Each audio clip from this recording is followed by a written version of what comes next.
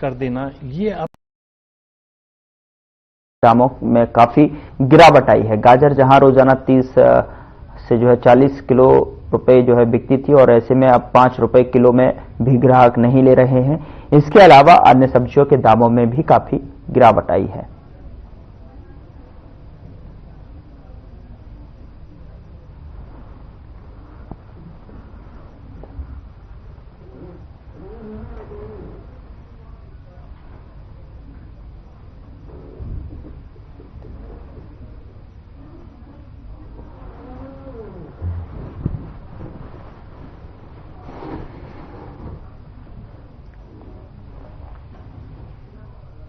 किसानों के धरना प्रदर्शन को लेकर ग्रीवेंस कमेटी की बैठक में कैबिनेट मंत्री राव नरवीर ने कहा कि किसानों को धरने से उठाया जाए और आईएमटी रोजका भूमि अधिग्रहण मुआवजा को लेकर धरने पर बैठे किसानों को जबरन उठाने के आदेश से किसानों में भारी रोष व्याप्त है, और किसानों ने धरना स्थल पर कैबिनेट मंत्री राव नरवीर की कही गई बातों का जमकर विरोध किया।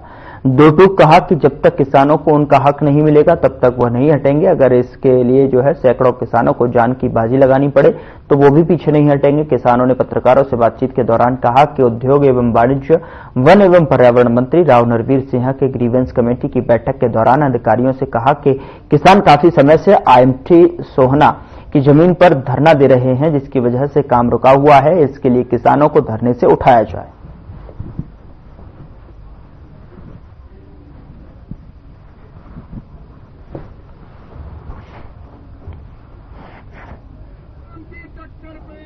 आज हमने एक बहुत बड़ी प्रेस कॉन्फ्रेंस बुलाई है, और जो कल ग्रीवेंस की जो कमेटी की जो उनकी मीटिंग थी, उसमें जो राव नरवीर जी ने जो बात बोली है, शायद या तो राव नरवीर को किसानों के बारे में पता नहीं है, या राव नरवीर साहब कि अहंकार में है।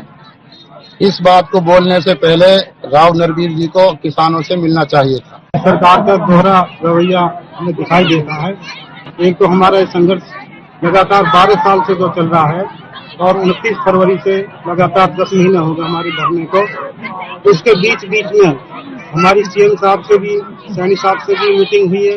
उन्होंने भी उसमें आश्वासन दिया था, और डीसी साहब से, एडीसी साहब से, सबसे हमारी मीटिंगें हो चुकी हैं, आश्वासन दे रहे हैं।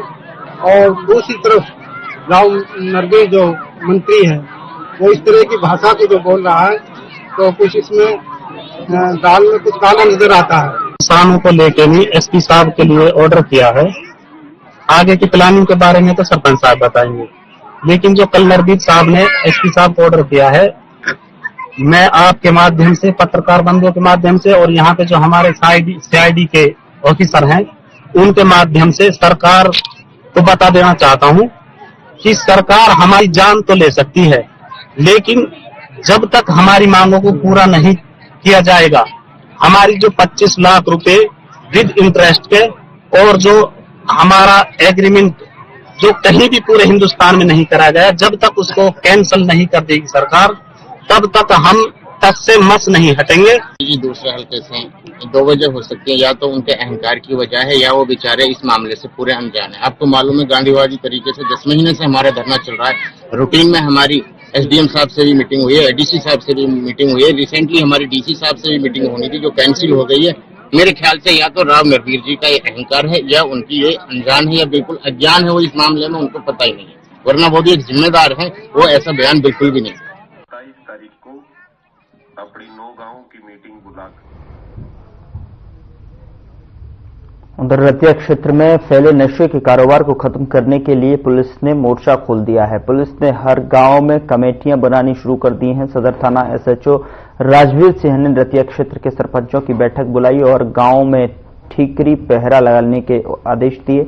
एसएचओ ने सरपंचों को आदेश दिया कि नशे को जड़ से खत्म करना है। युवाओं को नशों से बचाने के लिए गांव में चोरियों जैसी घटनाओं को रोकने के लिए हर गांव में ठीकरी पहरा जरूर लगाएं और पुलिस को तुरंत सूचित करें। पुलिस का कहना है कि धुंध बहुत ज्यादा है, ऐसे में रोड एक्सीडेंट, चोरी की घटनाएं बढ़ जाती हैं। नशे पर रोक लगाने को लेकर रतिया के सरपंचों को बुलाकर बैठक की गई।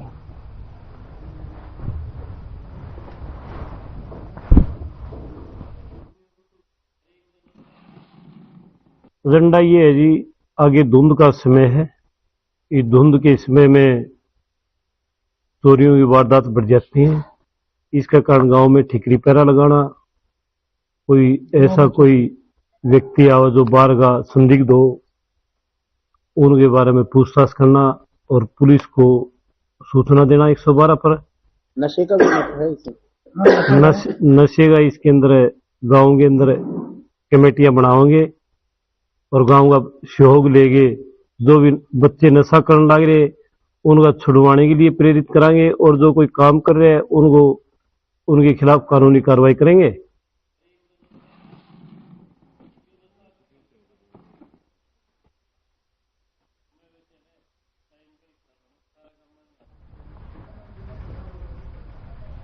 फिलहाल बुलेटिन में इतना ही। नमस्कार।